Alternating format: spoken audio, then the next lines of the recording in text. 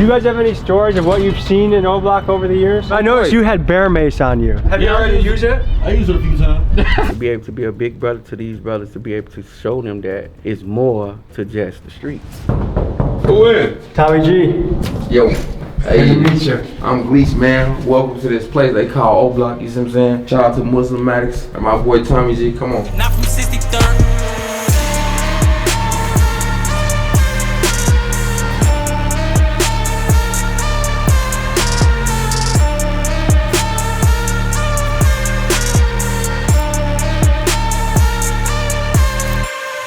Do you think you ever want to go on a pilgrimage to Saudi Arabia? I'm going to Saudi Arabia. You are? Man, I'm going to Mecca, touch the Kaaba, all that. Yeah? Yeah, I'll be there. Chicago's O Block is one of the most notorious housing projects in the country. O Block has been home to many notable people throughout its history: Chief Keef, King Vong, Little Dirk, and even former First Lady Michelle Obama. The apartment complex is located on 64th and MLK Drive on Chicago's South Side. It was built in 1950 to house the influx of African Americans coming to Chicago during the Second Great Migration. Upon its opening, it was celebrated as the first African American co-op in the country, and it was noted for having high quality and spacious units relative to the other low-income housing on the market. As the ownership of the co-op went private in the 1980s, the quality of the units began to decline and violence in the area increased as jobs moved overseas and drugs flooded the streets. In 2011, O Block earned its name in honor of 20-year-old resident E Perry, who was shot dead by a rival gang member. From then on, O Block's infamous reputation as a dangerous area began to spread around the country, and it's since been known as one of drill rap's ground zero locations. As of recently, a new movement has been growing in O Block: Islam. I learned about this from 2 Muslim YouTube channels, and this got me connected to Gleesh, an O Block Muslim spreading the word on his faith. It brings the question, is this the movement that can bring peace and safety back to the area? Let's hit the streets and explore this more. More money, more problems, but bitch, I ain't tripping, cause I want it all. My head has been robbing, my head has been trapping, trying to get the shit off. Folks, we're on our way to the notorious O Block to explore a very interesting story that's been developing, which is a large conversion to Islam by many of the residents. And I'm curious to discover the impact Islam is having on O Block, because to me, you know, you might disagree with a lot of things about religion, but I do think religion gives you the old school values that people can agree on, like don't steal, don't covet, don't lust, things that can guide your life and are solid advice. I grew up in a really religious family. I attended a mega church when I was a kid, Willow Creek, South Barrington. It's an enormous place that they literally have a shuttle bus from your parking spot to the front. That's how big this church is. While some Bible stories I find helpful or meaningful, a lot of the Bible is hard for me to, especially the Old Testament, is really hard for me to like or enjoy or see why anyone would subscribe to it. But as a kid, I always saw my mom was deeply religious. Like, she spends every morning reading the Bible, studying, and she's a cool Christian. Like, she's someone I can go say, hey mom, I just went to a jungle in Ecuador and I did ayahuasca. She doesn't judge you for it. I really love my mom. She's one of my best friends because I can tell her anything and she doesn't approach me with judgment. I think there's a lot of value in good religious people in a society. I don't know a ton about Islam, so I'm intrigued to learn more. Also, when you mix O Block with it, man, this is an interesting story coming fresh off the press. So we'll see you when we get closer to O Block.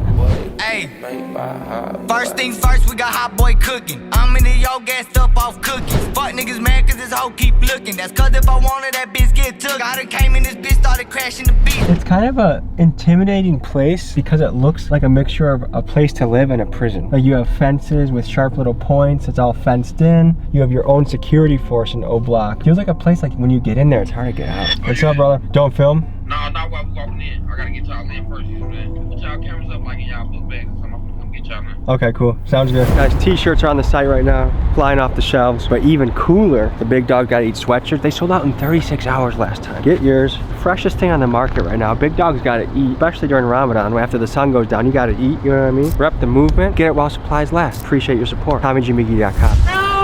What's up, brother? Good to meet you. Tell us where we are right now. Man, we going right here on King Drive. That's O Block caution. That's where we finna go. Let's give you the backstory on Gleesh. Little did I know that he was one of King Vong's close friends, and he even had a song named after him called Gleesh Place with 23 million views. This is a track about home invasions and robberies and features a story where King Vong hit a lick for $50,000 and went straight to Gleesh's apartment with the loot, whereupon Vong and Gleesh had a discussion about buying cars and guns with the proceeds. Ran to the fifth floor. Now I'm in Gleesh Place. Finna buy some guns. He say get a crate. I often try and do very little research on people before meeting so I can get an unbiased impression of who they are today versus who they were in the past. So I was unaware of Gleesh's relationship with Vaughn when I met him today in O-Block. Gleesh is a fashion designer, he's a rapper, and he's the front runner of the O-Block Muslim movement. Let's meet the man. What's up, big guy? You good? I keep. Yeah. Yeah, that's my uncle. He was telling me he had some brothers in Parkwood. Yeah. I'm Duty Law. Tell us what you got on right now. That's new attire I haven't seen yet. Oh yeah.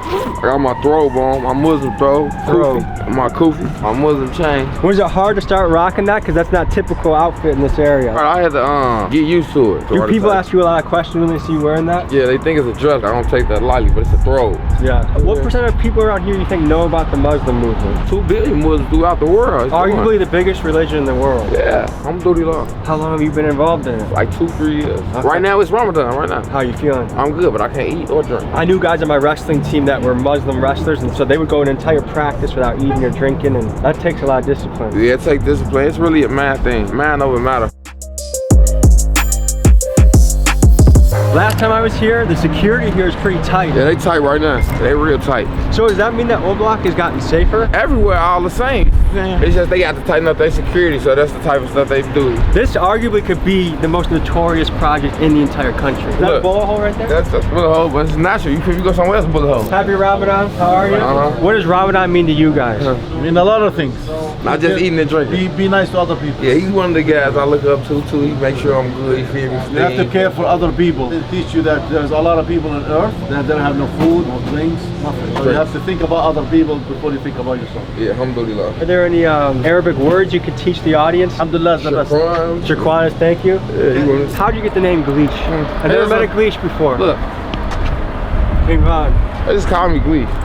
They just made the name. Okay, I'll run with it. Is Vaughn looked at as a hero or a villain? Vaughn is a hero. Yeah. Everybody always looking at somebody bad. He a hero though. Because some people love him for who he was as a rapper. Some people are like, that guy was a serial killer. Nah, he ain't no killer at all. That's a good guy, man. He made everybody really start loving each other. I didn't realize Gleesh and Vaughn had been close friends when I asked this question, but let me give you some background as to why I asked about Vaughn. By many within O-Block in Chicago, Vaughn was heralded as a rap hero who broke out the mold of poverty and launched himself into superstardom. Got a drop on this flexing nigga. He from Tennessee. His lyrics stood out for both his fantastic storytelling ability and the extreme violence of his words, but some suspect his rapping was more than just storytelling. In fact, YouTube's premier hip-hop historian Trap Lord Ross has a detailed and exhaustive 3.5-hour analysis proclaiming King Vong to be rap's first serial killer, and King Vong himself literally put out tweets like, "Man, I'm just trying to kill, and I can name 5 GDs I done killed." All this aside, I wasn't here to speak with Gleesh about King Vong or violence from the past. I was here to learn about his story and about the spread of Islam through O-Block. Did he Hit the cameras now. Hit the cameras. So we walk in. So we get past security. We're in the fortress now. It's not easy to get into O-Block, huh? How long have you been here for? Quite a while. It's a beautiful place. It's like everywhere else. How you doing, man? I'm Tommy. Are you guys Muslims too? Nah, they ain't Muslims. People in O-Block are thinking about joining. What would you say are like the selling points? Like, why should they join the movement? I could just bring them with me and they could, you feel me, get experience on their own. You gotta learn stuff to do it. I can just tell you, oh, you finna be Muslim. What has it brought into your life? A lot of beautiful things. Yeah, like what? I got a business. I got all types of stuff going on. You see what I'm saying? Before you were Muslim to now, like what's changed for you? Be disciplined, the way I act with other people. Do you feel like being a Muslim has helped you to treat other people better? Yeah, you see what I'm saying? It's the way you act, the way you dress, the way you talk, all that. And caring about others, like, you know. I feel like especially for young men, if we are disciplined, there's so much we can accomplish in this life. But if we're not disciplined, we're kind of I don't want to say we take up space, but we're not what we could be. So give me the tour. To Lulu, okay. You guys are going to Lululemon? Nah, he going to Louis V, man. You come from like more of the rap world. Materialism is a high priority, like Gucci bags, Louis bags. What does Islam think about all that? I mean, it's alright, but I don't too much care for that.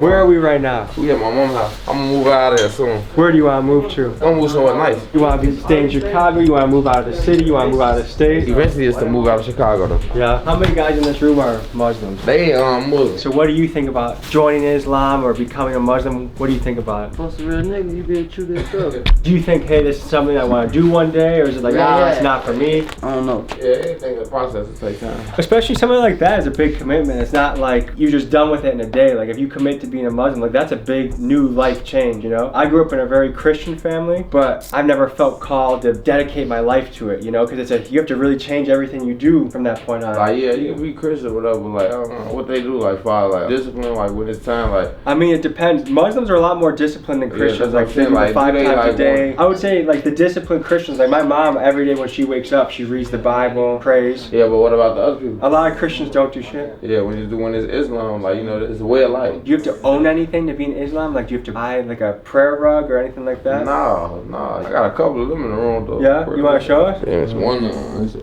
deuce on. What happened in your life that you're like, this is what I want to The do? discipline, I was just doing a lot of stuff. Like, it didn't want to, it just made me get on everything I was supposed to get on, like, as far as my business and all that. How'd you hear about it? Really, Von uncle. Yeah, King Von's uncle? Yeah, King Von uncle. Then my other brother Saddiq. He been around since we was little. You see what I'm saying? Is he from O Block too? He's been around for a while. Do you think the FBI knows about? Because I know Muslim groups in the past, like when Malcolm X, Elijah Yeah, Muhammad, they had their eyes on that shit. Have you guys ever been visited by like any FBI guy asking about Muslims?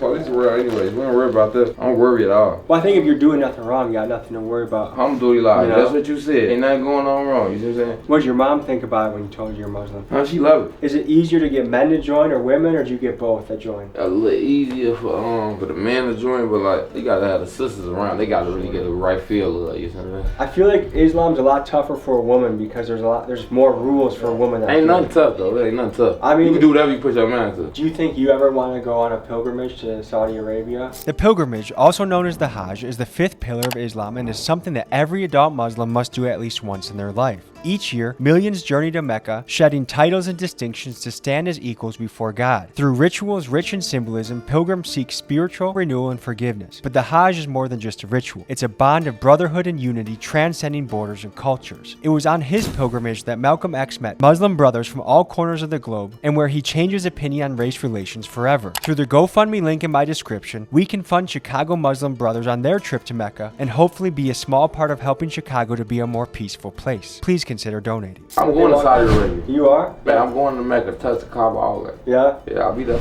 You know that in Afghanistan, in some places, if you get caught listening to music, they'll like beat the shit out of you? Yeah. That's pretty insane, isn't it? That's in the city. That's how it is. So people that aren't from here aren't hip to this. Explain that. Break that down a little bit more. Don't go in the wrong area and listen to the wrong stuff. In reality, you can listen to whatever you want to, you know what I'm saying? Just with the windows up. There's some music I listen to that I listen to with the windows up because I'm a little embarrassed if someone were to hear me. You guys ever heard of Creed before? No. You're either going to love this or hate this. I'm going to just show you a little sample. I'm going to play like 10 seconds of a song. You tell me if you rock it. Like, You're just chilling in the car, driving home from the club. You guys feeling this at all or no? No. Trying Sunday playing the mosque. We were just in New York and it's the same thing where you can only listen to certain guys in certain areas, otherwise it gets treacherous really quickly. Yeah. A lot of songs would be like a lot of disrespect towards other people, neighborhoods, you know what I'm saying? So you wouldn't want to go in this area and play this. What do you guys view as the impact of drill music? Good, bad, in between? whatever the narrative the person take with it and they run with it, that's on them. We don't really too much care about that. You can't change that. As a Muslim, do you feel like you can go to any neighborhood and you're okay? Like, does that give you more of like a... Nah, you always gotta tie the camel up. Don't never get me wrong. And what I mean by that, you don't just go doing stuff you naturally don't do. So how do you think Chicago would change if a lot more people became Muslims? We can stick together like an iron fist. We can get what we need and what we want, and everybody can be all right. So unite the people. Exactly. Anytime there's a movement of people that get united, whether it's MLK, JFK, Malcolm X, somehow that leader gets taken out. You know what I mean? It's the I don't government. really worry about that because it's like, it's no point. Like, all we doing is good stuff. But the government fears when people unite. Let's explore how the FBI has historically responded to black political movements. Let's take you back to the 1960s when the Black Power movement was sweeping through the United States. This originated as a militant response to the slow progress of civil rights reforms on a national level. The rise of the Black Power movement alarmed the FBI. Under Director J. Edgar Hoover, the FBI viewed the movement as a threat to national security. Through a counterintelligence program called COINTELPRO, a series of covert and at times illegal activities were used by the FBI to infiltrate, discredit, and disrupt black activist organizations. On December 4th of 1969, the aggressive tactics of COINTELPRO culminated in a tragic and controversial event, the assassination of Fred Hampton, the Black Panthers Illinois chairman. In coordination with the Chicago PD, the FBI orchestrated a pre-dawn raid on Hampton's apartment. Based on detailed floor plans of the the apartment provided by the FBI informant who had infiltrated the Black Panthers, law enforcement executed the raid while Hampton was asleep. Armed officers stormed the apartment, and in the hail of gunfire that followed, Fred Hampton and fellow Panther Mark Clark were killed. Forensic analysis later revealed that most bullets were aimed at Hampton's bedroom, and evidence strongly suggested that Hampton, who had been sedated by barbiturates likely slipped in by the informant, was shot at point-blank range, ensuring his death. The official narrative initially claimed that the Panthers opened fire on the police, provoking a defensive response. However, subsequent investigations and outcry led to a different understanding. The raid had effectively been a targeted assassination of Hampton. Their deaths were not just a loss to the Black Power movement, but a devastating blow to the wider civil rights movement, and just one of the many examples that symbolizes the extreme measures our government is willing to take to suppress Black leadership and autonomy. Whatever's gonna happen is gonna happen. I'm on the right path, and the people around me is on the right path, so we don't worry about that. Inshallah. What's important to you guys?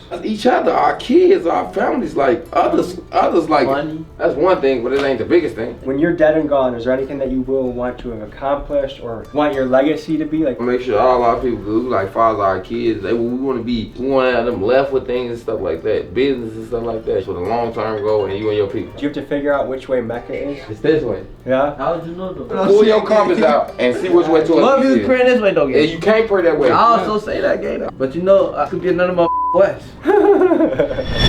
Who is it? Melly Okay, I'm Tommy. What's up? Tommy G, my boy. Nice to meet you, man. I like the throbe too. I appreciate it. How long have you been rocking the throbe and being in the Muslim? I've been Muslim what's 2 going on? years. What happened in your life that you're like, this is what I want to do? By me being younger, I was forced to Christianity. But I only used to like the music at church. One of the brothers had talked to me, I had a conversation, and I was engaging in it. But before I even converted over to become Muslim, I was looking into it. Before I get myself into something, looking into it, you know? And it caught my attention. So when I finally took my Shahada, opened my eyes to a lot of greatness. What is the Shahada? The Shahada is basically you converting over. What does it take, like, to do a Shahada? Is it just like a statement out loud, or what do you have to do to? Yeah, you basically at the end of service, Juma, to recite it in English and Arabic. What kind of church, when you were in Christian church, was it a Baptist church? Yeah. How long was that service? 1 hour, 2 hours. Because in Milwaukee, I went to a few different Baptist churches. They would take like 3 hours, so I had to retire. That was too much for me. Yeah, it'd be a long By like an time. hour into it, I'm like, I just want to get up and like start moving, start doing push-ups, start running around, and they just kept going and they kept going. It just opened my eyes up to a lot of things that I really truly believed in. Because it's hard for me to get to believing in a lot of stuff. No disrespect to no Christians or nothing. I felt that certain things that was in the Bible wasn't describing the picture that they was trying to make. Is there anything you had to leave behind when you became a Muslim? Like anything you had to stop doing or do differently? Like now, it's month of Ramadan, I had to leave a lot of habits, a lot of bad habits. I had to stop eating pork. A lot of favorite candies I can't eat no more. Everybody around you, they your brother. That's one thing about Muslims. They ain't trying to knock you down. They ain't trying to down you or none of that. You see what I'm saying? No one's bigger than no one. You feel me? They treat you like brothers. So, question for both of you is like, when you did that publicly, did you feel anything in your heart immediately after? Or what was going through your head right after you did that? Man, I just converted over. Like, man, crazy, man. I felt loved, even around a bunch of people I didn't know. What did your family think when you went back home and told them what happened? It was surprising, but they loved it. Depending on how I'm feeling, I might just go get a couple, take about 50 people some food or something. Just how I'm feeling. Is giving back part of Islam? It's beautiful. I really do it on the regular, like, you feel me? Where is this? About Expressway. I bought like 60 pieces and gave them back. How do you feel when you do that? I feel beautiful to get. I feel like there's something that you realize once you do start to give back, you realize it makes you feel really good, it makes the other person feel good. Like giving back is probably one of the best things we can do. For sure. You just fed 2,500 people. Families, man, like 2,500, man, pull up. Right here. Do events with the kids. They got pizza. You got everything. Come So out, we they do got shit. face paint. It's like all of it. Shit. It's not for us that we're looking to receive anything back or anything. We're really doing it because Allah sent us here to do this. This is your clothing line? That's me. LLC, business owner, whatever. However you want to play, however you want to take it. Oh, you got sweaters. Yeah, I see You're the it. first dude I've ever seen sell sweaters. Yeah, jacket. You see what I'm saying? More wear a sweater. How can people find this brand? Take a DM me, 6 Glees Hack _ you see what I'm saying? Finna have a website up and running. What does the 31 mean on the sweater? That's how many colors I plan on dropping. That's a lot of colors. I got 2 kids. This for them though. What has being a Muslim taught you about being a father or teaches you about being a father? I really gotta stand on business for them. Like, you feel me? I don't really care about nothing else for me, you see what I'm saying?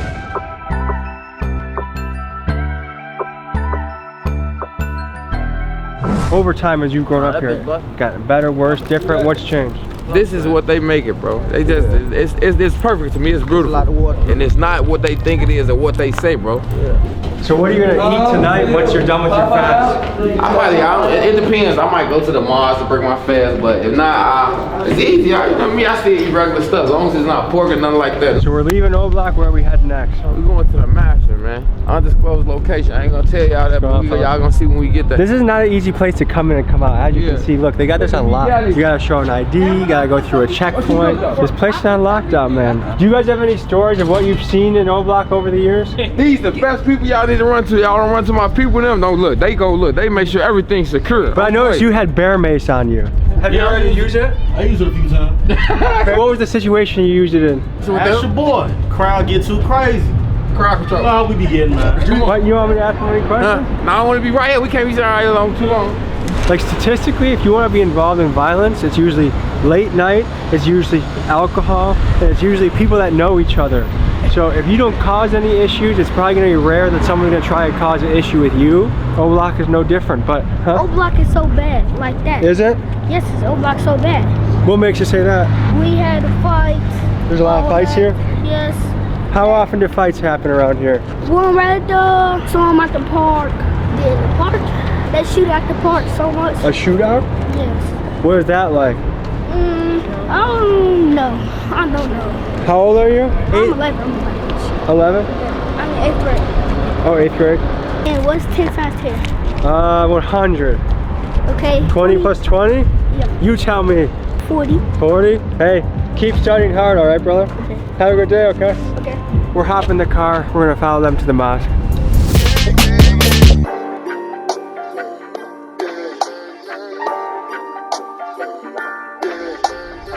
So we want to take a deeper dive into Islam and why it's attracting people to join. It's the fastest growing religion in the world right now. One way it's spreading in America is in the prison system. So I'm going to tell you guys a little bit about that history right now.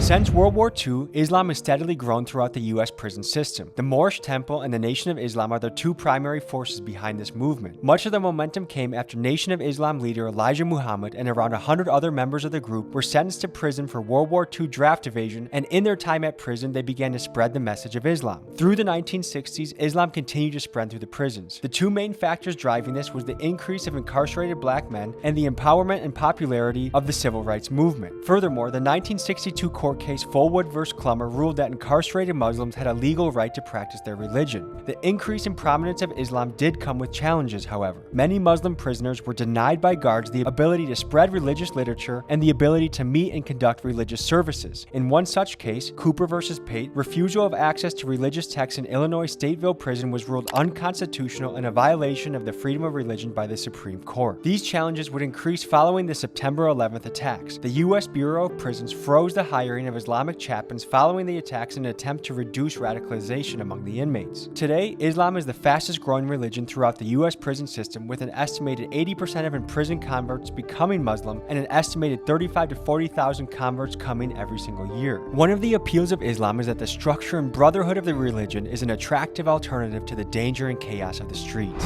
I always recommend 3 biographies to people: Benjamin Franklin, Teddy Roosevelt, and Malcolm X. Those are biographies that I might read once a year of each of those guys, just because they live such interesting and purpose-driven lives. And so I want to focus on Malcolm X right now. A lot of people think that he's a black separatist, that he wanted to split black and white people up.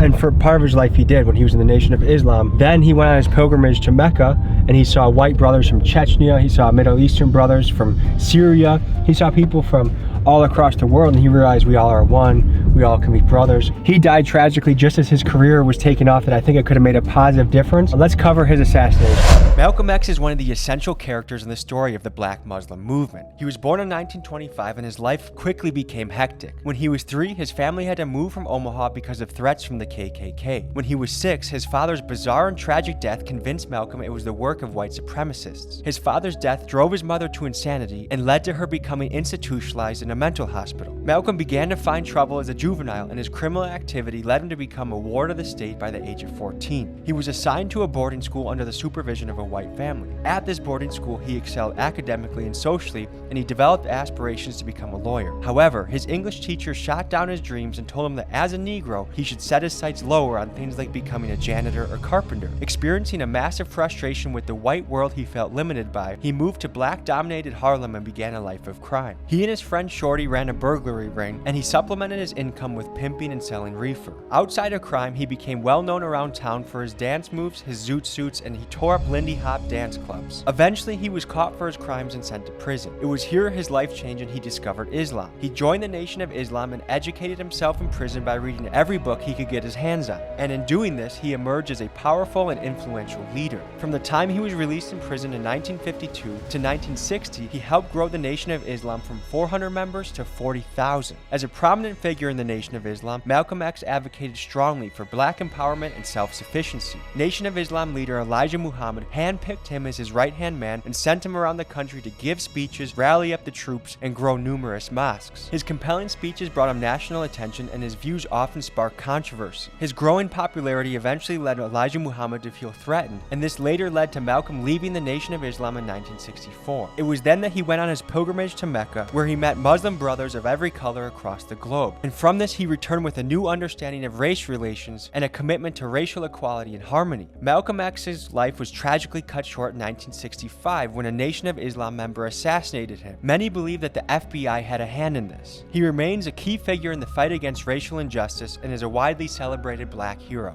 How you doing, bro? How you doing, bro? Kindly to meet you, man. Yeah, I'm excited, man. So Tell the people who you are. Man, I'm Saddiq Ali, man. Down here, you at Baahir Imports at 321 East Pershing Road, Chicago, Illinois, 60653 with my man Tommy G. Yes. Here. This is Saddiq Ali. Long ago, he used to hustle in the streets. Now he's dedicated his life to religion and runs a group called Muslimmatics, where he guides people on their journey in Islam. If you'd like to get more involved with Islam in Chicago, his link is in my description. Come on, You have a very peaceful and relaxed presence about you. I'm very peaceful and very relaxed. That's a good aura to have. And it's Friday. Tell the people what's special about Friday. Friday is our holy day, Muslim holy day. Friday, Jummah Friday. Alhamdulillah, we all come together. And it's the last Friday of Ramadan, so it's kind of special. Everybody's going to be packed down here. It's just beginning. We're starting in about another 30 minutes or so. People have almost made it the entire month doing Ramadan, which is no easy feat. That's hard to do. What are the biggest challenges people face during Ramadan? Not eating. Or drinking water? Not eating or drinking water, you know what I mean? That's a big challenge, but it's a good challenge because it's for Allah. And the fast is for Allah, because only Allah knows if you fast. People can say whatever they want to say, but only God knows if you're fasting or not. Are you from Chicago? I'm born and raised in Chicago, Illinois. How did Islam start to seep into O-Block? Like how did... Let's go next door. We can talk more deeper. It's about to be prayer. My boy Tommy G, man. How are you? Yes, sir. Tell me about what's going through your head today. It's prayer day today. We're close to the end of Ramadan. So tonight, Layla through Qadr. Yeah, it's the odd night. Alhamdulillah. Last 10 nights of Ramadan. How many Ramadans have you been through before? I made my shahada when I was like 21, but I really started deening probably like a year or two ago. So I said it's like my fourth Ramadan. What made you say this is something I want to do and become and want to be a part of? That's a long story, but I'm gonna cut it short for you. I had a conversation with a Muslim man, and we just had like a lot, and he encouraged me to go do research on my own. And once I did it, I went in and I just made my shahada. You know, I made my profession of faith. So beautiful. Well, I hope we have a good Friday prayer, okay? Are there some basic phrases, Arabic phrases that we can teach the audience today? Assalamu alaikum. That means hello. That means may peace and blessing be upon you. Is there anything else you'd like to teach the audience? Alhamdulillah. Alhamdulillah means all praises to Allah, all praises to God. I learned that a lot from Khabib, the fighter. If you ever watched him that's fight, my man. He would say alhamdulillah an awful lot. Yeah, alhamdulillah, but you got Muhammad Ali, you know, True. can't take Muhammad Ali out. You know, I always think of course. That's the legend. You know what I mean? Muhammad Ali was definitely one of the best. What brought you to this? What made you decide this is where I want to dedicate my life to and bring other people into it? Well, what brought me to it is really, man, you know, I've been from the streets all my life, you know what I mean? So I know the streets. I know what the streets and what they evolved into. With me coming from the streets and knowing everything about the streets and be able to be a big brother to the brother that I didn't have from the streets, you know what I mean? When I implanted in the streets was just, I had got it out the mud. I was just there, you know, so whatever I learned on my own. But to be able to be a big brother to these brothers, to be able to show them that it's more to just the streets. What do you think's making guys like Little Dirk say, this is what I want to join? After you've been doing, after a person have dealt so much bad in their life, you know what I mean, coming from the ghettos and the trenches of Chicago, after they've seen so much bad, and to be able to taste something good, man, of course you want to stick to that. You know what I mean? Once you taste this and drink this, man, you're gonna want it. You're gonna want it. It's a very good taste. How did you guys meet? I've been knowing them since little pup. Like, you know what I mean? These little babies. I've been knowing them since they was little.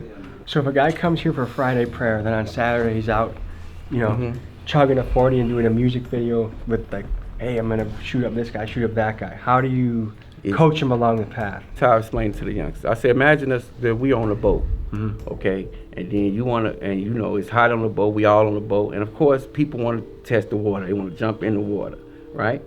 The boat is a lie, okay. So you jumped in the water. But if you don't keep your hands on the rope of the boat, then you're gonna drown. Right or wrong? Right. But as long as I got my hand on the rope of the boat and I'm dealing with the water, I can still pull one way, one out, until I really realize that this water ain't for me, because I'm gonna end up dying if I stay in this water. I'm gonna lose. But if I get back on this boat and pull back on this boat and do right, then I can float. So it's not like a zero-sum game. You can be, because that's the other thing. Everybody is welcome. Yes. I don't care what they do. Yeah. How they doing? They want to smoke weed, drink, like girls, and kill and shoot. Come. Yeah. We want y'all to come. Once they taste this, that's gonna come up out of them. It's gonna be like a detax. It's gonna flush right out. Just look at our brother right now. You know what I mean? Take it back a year, 2, 3 years back and watch him and see where he at right now. So tell the people who you are. My name Gatto, bro. I'm formerly known as El Gatto in Chicago. My name Gatto 2 times now. Everybody pretty much know me in the city. For music? For music. Okay. For music, yeah. And you said you just recently took your Shahada. I just took my Shahada March 20th, bro. Okay, what brought you to that point? What made you say this is what you want to do? So you know, I believe you got good intent and you believe it's one God, you Muslim. You just gotta figure it out. You know what I'm saying? So that's what I feel like it was for me, bro. So my brother Mafi, he been Muslim, so he started bringing me to the Juma, to the mosque. When he first invited you, what was your impression? I'm at home. I'm at home. I'm at the crib. That's what it felt like. We came every day. We don't even just come on Friday. We be in here every day, chilling. Yeah. And God, how have you seen Islam start to change or impact your life? What have you noticed? My actions changed, bro. I started holding myself accountable. You know what I'm saying? I started taking wrongdoings more serious. You know what I'm saying? Because I know that it's real. You know what I'm saying? I'm making sure I pray 5 times a day, at least trying to stand on that. You feel me? And just, yeah, bro, it's just, you know, frequency, energy, bro. Like, you don't want to, at first, like, I used to ride home every night trying to decide whether I was making a right or wrong decision. Now I don't got to do that. Have you guys got any pushback from family or friends? Oh, yeah. Of course. Tell me about that. Tell me about that. I ain't gonna lie, this every day, but like I always tell people, I don't go around telling nobody to be Muslim. Like, I'm not telling nobody, like, you should be Muslim. Like, we like to believe that Allah chooses us. Everybody not gonna be Muslim. That's just the fact of the matter. Everybody not gonna be Muslim. I'm gonna read this for you, bro, because you just asked us, do we go through, what do we go through as far as our family and all this going against us, right? The book tell you, as for those who persist in disbelief, it is the same whether you warn them or not, they will never believe. God has sealed their hearts and their hearing, and their sight is covered. They will suffer a tremendous punishment. So it's nothing we could do but push this thing. It's almost like when Moses goes to the Pharaoh, and every time he tries to plead with the Pharaoh, the Lord hardens his heart and he doesn't want to hear it. But then eventually, after enough suffering, he does hear it. What I'm referring to is a story from the book of Exodus where Moses is called by God to free the Hebrews from the slavery of the Egyptians. When Moses politely asked the Pharaoh to free his people, the Pharaoh decides he'd rather not lose the free labor force that was building his sick pyramids, so he said, "No thanks, Moses." Undeterred, Moses leveraged the power of the Lord to unleash a psyop and biological warfare of biblical proportions against the Pharaoh and his people. There were rivers of blood, a frog apocalypse, locust swarms, and even 3 days of darkness. But this was not enough to make the Pharaoh fold. God hardened his heart and the Pharaoh stood on business. But then Moses dealt a final blow of deleting all firstborn Egyptians from earth, and somehow God co-signed this plan and helped Moses spin the block against the firstborns. It was only then that Pharaoh agreed to free the slaves. Moses then gathered his peeps, parted the Red Sea like a boss, and delivered his people out of Egypt. All this to say, hardening of the heart, whether it's done by Allah or God, is a common theme in religious texts. Who are some other Muslim heroes that you guys look up to? Malcolm X. Malcolm X. Tell the people about that, because I think he's misunderstood. I think in the media he's portrayed as a separatist. He wanted to kind of separate black people, white people, but they missed the part of the story where he went to Mecca, he went on his pilgrimage, he saw white brothers from Chechnya, he saw Arabian brothers from Saudi Arabia, he saw people from all over the world. Usually the ending of everybody's story be the good part, the good story, you know what I mean? But our brother Malcolm X, you know what I mean, I would like to say that, man, me personally, I would like to say I'm one of the descendants of him, you know what I mean? That he laid the foundations for us to be able to how we doing what we doing right now. I guess maybe where I want to go with this is like when people come up that can unite people, well, Martin Luther King, Malcolm X, JFK, they get taken out. And so some people go with the conspiracy route, and maybe it's true, maybe it's not, but let's just say that another strong Islamic movement hit Chicago and there's some very strong leaders. Right now. Do you think there's any that you guys think you have to think like, man, is the government gonna take me out? Or I told you we don't do no worries, but at the same time, Allah. I mean, we know that people are looking at us, trying to probably thinking certain things that we doing. We trying to put, we stopping boys that was out here killing one another. Do you think the FBI has their eyes on this movement? I hope they don't. I pray that they don't have their eyes on this movement. But if they do, I pray that they look and see the good that we doing and not the bad. And we just want to bring peace to our people.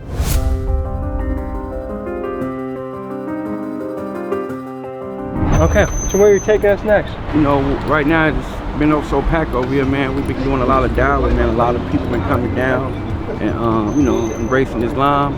So right now y'all gonna be witnesses like a live Jummah. Okay. How long did it take to build it like this? Man, really, like, to be honest with you, man, like, really, like, this year, man, we, you know, since we started our little dawah program, really pushing the dawah like that, it really got packed, man. A lot of people came in and started coming down. Because it can take years to get something off the ground. It's exciting to see when... Allah gonna make it easy. Yeah. Allah gonna make it easy. People wanna join and be right. Right tastes good. So what is happening right now? Right now, it's you know, the imam is speaking. He's giving us something they call a kabak. He's speaking. He's, you know, just giving us the knowledge of the deen. You know? And the imam is the teacher. The imam is the teacher. Kind of, is that equivalent to pastor? Yeah, you can say that. But he's our leader. He's our imam. Yeah. Okay. How important is giving back to Islam? It's very important to give back. You know, I mean, that's what we're doing right now. We're giving back. We out here, you know, telling the people about Islam. That's what we're doing. Giving back to our people. All people. Doors are open. You know what I mean? Is this Shia or Sunni Islam? Sunni.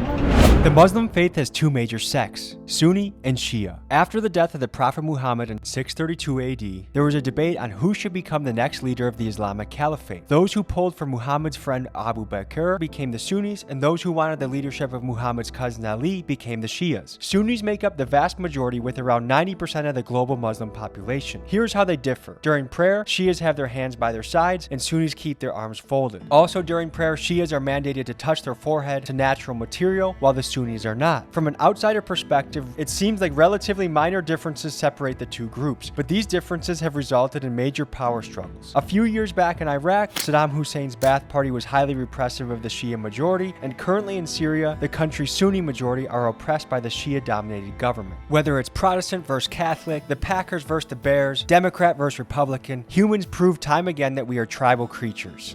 Okay, so if I were to convert, I'm going to ask a few different questions of what I can keep doing and what I can't do anymore. Let's start with the easy one, pork and bacon. No, you can't eat none of that. It's not good for you anyway. You shouldn't eat that, period. I told him that. Okay. It said it in the Bible. Let's go to another important one for male. Can you still your baby? Oh, you don't spoil the Not zero whatsoever? Leave that alone, man. It's hurting yourself. Can I be a Muslim and go record a drill music video where I talk about shooting all my eyes? Yes, you can. I can? Yeah. Okay. Can you have premarital sex as a Muslim? No, you don't spoil that premarital sex as a Muslim. But, you know, like I said again, if you come into the deen and you having premarital sex already, just, you know, learn about that and then marry it. If you want to have sex hey, with us, I have good news. I can have sex because I'm married. Alhamdulillah. Is there a brother here that has a story of prison conversion that we can talk about? I've been in prison. What'd you go away for? Drugs. Yeah. And how long into your journey in prison do you decide to change and seek a different path? Immediately when I get in there, because, you know, I didn't like to do weird stuff. You know what I mean? Play around like that. So immediately, I got right on the business. You know what I mean? Got towards put my life together. Jail is not it. Yeah, it's over with. You can wrap it up with that. Yeah. Lugs and a lot we gotta get the craft. Yeah. Appreciate you, brother. All right. Thank you. Thank you so much, Thank man. you, man. Thank you. Thank you for coming. Thanks for what you're doing, too. You can start rolling now. As we were putting the finishing touches on this documentary, I found out that Gleesh was actually in Saudi Arabia on a pilgrimage to Mecca at that moment. So I gave him a call, and while the audio didn't record, but what he did say over and over again is, "This is beautiful. This is beautiful." He was just contagious with his positive energy. He was excited to come back to Chicago and spread the message even more. So I'm excited that him and Saddiq got to go on this trip, and I'm excited for the future of Chicago and the possibility of peace that they can bring into the city. I do believe this is a life-changing trip. Again, if you want to donate to the GoFundMe, the link is in the description.